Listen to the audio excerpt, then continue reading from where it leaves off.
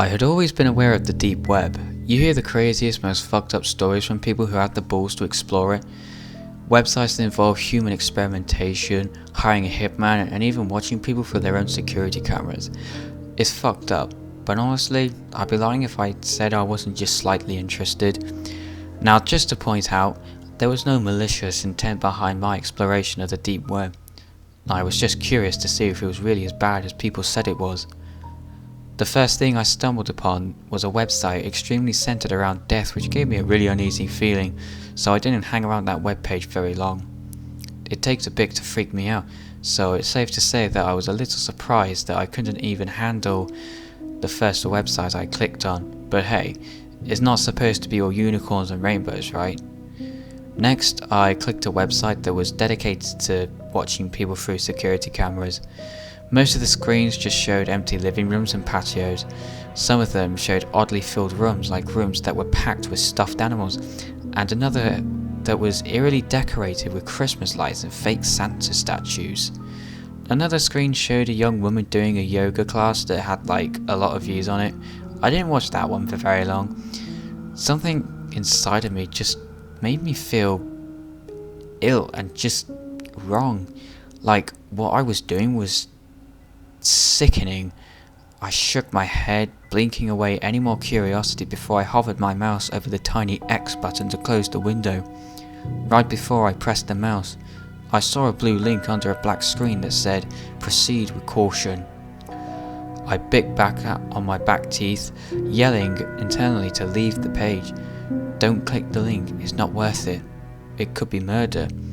Would that make me an accomplice? What if someone was skinning an animal or some shit like that? But then again, what if it wasn't? I don't know what the hell propelled me to move my mouse away from the window, hovering it over the link instead, but that's where I ended up. My curiosity always got the best of me, and no matter how twisted my stomach felt or how strong the feeling of dread was that lingered right over my head, I had to know. I really just had to know what the link led to, or I would go crazy until I finally figured it out. So I pressed my mouse down and watched the link turn purple, and felt my mouth go dry and watched as the screen slowly loaded. The page was just comprised of a large screen, like the security camera page, only it was just one. The room was concrete, it was dark. There must have been a night vision camera or something because everything had a weird tinge, but you could tell there was little to no light. There was a dark liquid on the floor in a medium-sized puddle. I told myself it was gasoline, don't know why. Movement into far right of the screen caught my attention, and I immediately perked in my desk chair, inching my face closer to the screen of my laptop. It looked like an arm, like someone's forearm. They were standing there, not really moving, but subtly swaying just enough to not look completely still. "Hey," I said, before shaking my head and slapping my mouth shut, stupid. Then the person walked over towards the left of the screen. I felt my stomach knot, felt my throat tingle and tighten, bile rising in the back of my throat. I knew my mouth was open, gaping, and my eyes were wide, face screwed up into an expression of pure disgust. It was a young woman. She looked like she couldn't be any older than 25 or so. Long, dark, dirty hair was in tangles, like she'd been pulling at it. Her leg was dragging. Her other skinny leg was doing most of the work as she limped weakly. Her head was down, looking at the floor, and the sound of her dragging her foot across the concrete echoed in my silent room. I didn't think it could get any worse. I was so fucking wrong. Suddenly the woman raised her head, and it looked like it weighed a ton in her tiny body. Now, I hadn't noticed it before, only able to barely make out her side profile, but now it was clear as day. She looked around, eyes watering with tears and black makeup streaming down her face. Small strands of bloody thread were intertwined in her lips, messily tied, locking them together. Dark blood stained her chin, probably from where she tried to desperately open her mouth to scream before realizing she couldn't. Her dainty fingers were stained as well. the same colour as the puddle on the concrete. My whole body felt weak. My stomach was sick. I tried to tell myself it was fake, that it was all a big hoax. My eyes scanned the bottom left of the screen. 5,623 people were watching. Unable to fight it any longer, I ran straight to the bathroom, puking my insides into the toilet bowl. Everything in me just felt disgusting, wrong, twisted. Once I was finally done, I laid on the floor of the bathroom, letting the cool tiles try and soothe my burning body. My head was spinning. I tried repeating myself over and over in my head that I shouldn't have clicked that link. I should have just closed that fucking window and told my inner curiosity to go fuck itself. Instead, I was lying on the floor, the bathroom reeking of vomit, and my mind a complete mess over what the hell I was supposed to do. Should I get the link and send it to the police? Should I call them now? My first instinct was to copy and paste the link just in case, then call the police and inform them of what was happening. Maybe they could trace the IP address or something. Maybe they would recognize the girl and know where to start looking. Maybe I could save her life. I'd feel really fucking dumb if this was all just fake just to get viewers, but I wasn't about to gamble, not with what was at stake.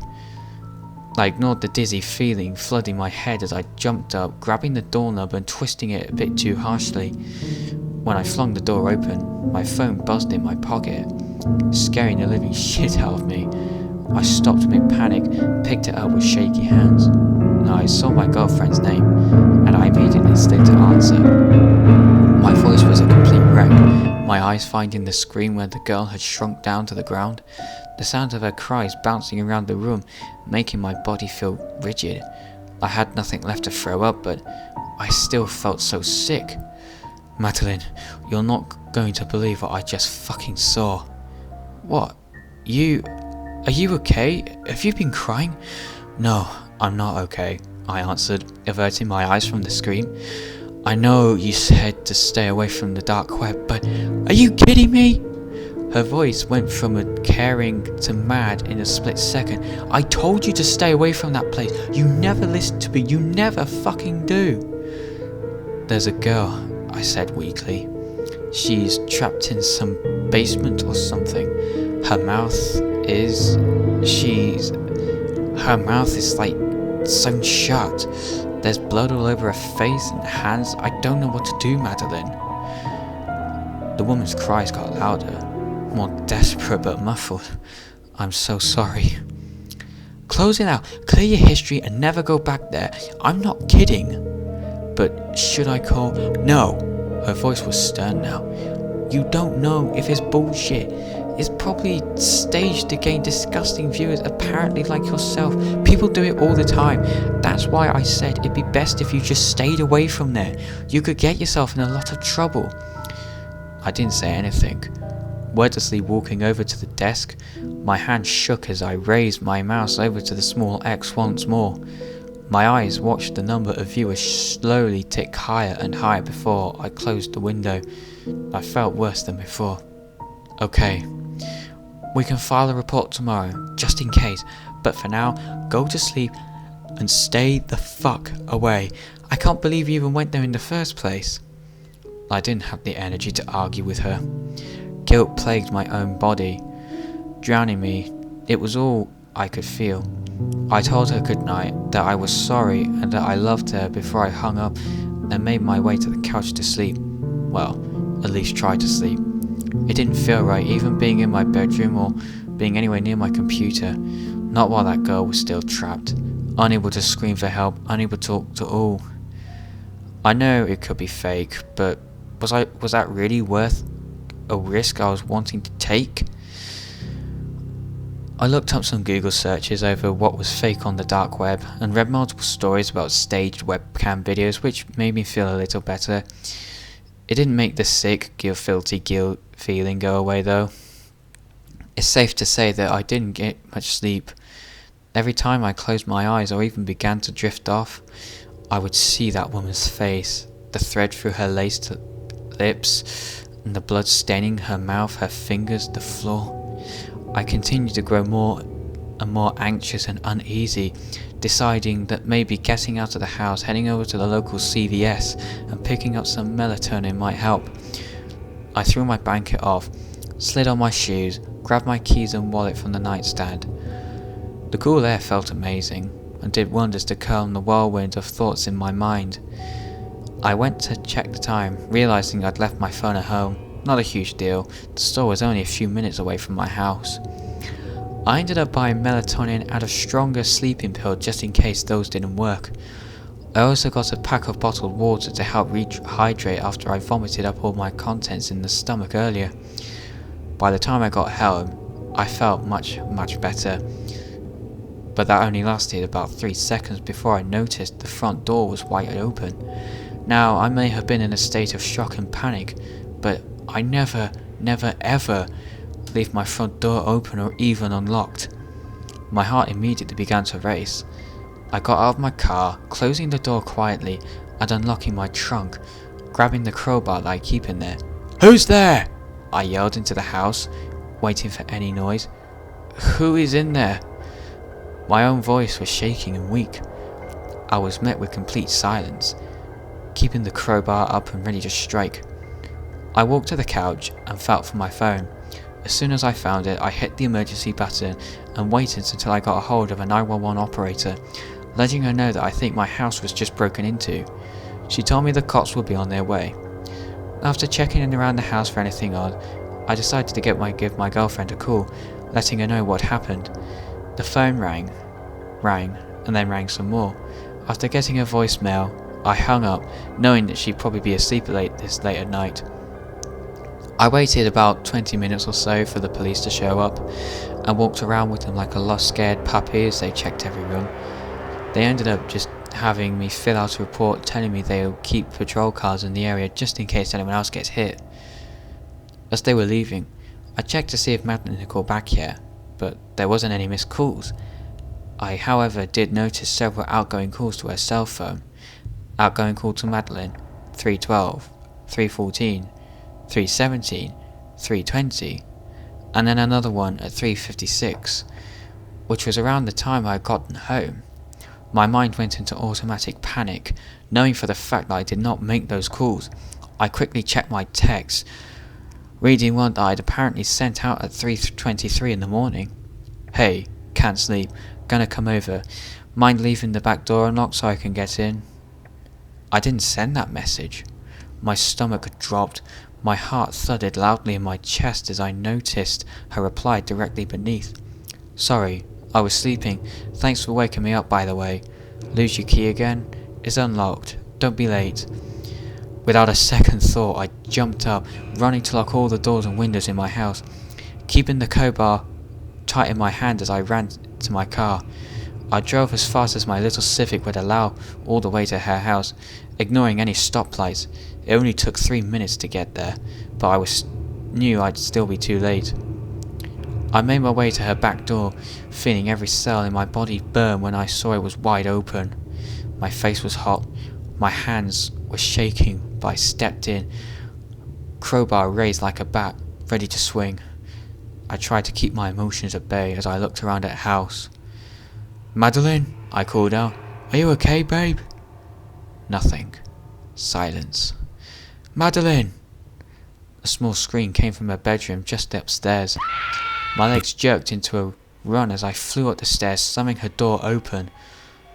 I looked at her empty bed, her empty room. Confused, I heard the scream again.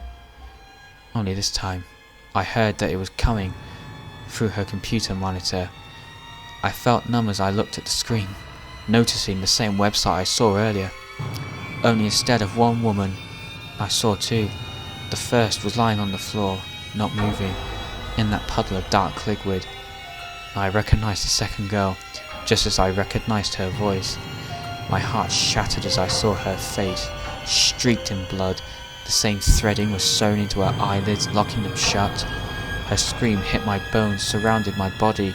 It was all I could hear. Her face was twisted in pure terror. I cried pathetically as her voice began to go out, continuing to go deeper, and rasped, I locked my jaw, picking up the cell phone and dialing 911 for the second time. Only this time, it barely rang once before the deep, gravelly voice of another man answered, "You should not have called." Chills shot down my body as I heard the phone thud as it hit the carpeted floor. My breath hitched in my throat as I bent to pick it up, hanging up the call and racing down the stairs. How did he do that? How?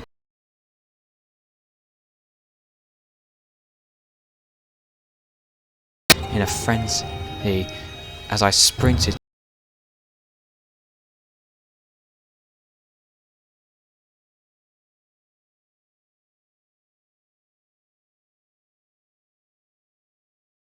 with frantic tears of what happened. I'm typing this on my phone as we both try and get hold of the cops, but neither of our calls are going through.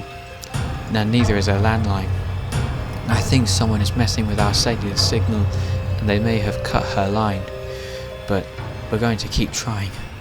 I'm scared for me, I'm scared for my girlfriend, and I'm scared for my neighbour. I don't know what's going to happen to me, but if you don't hear from me again, please take this advice and experience to heart. For fuck's sake, please stay away from the deep web.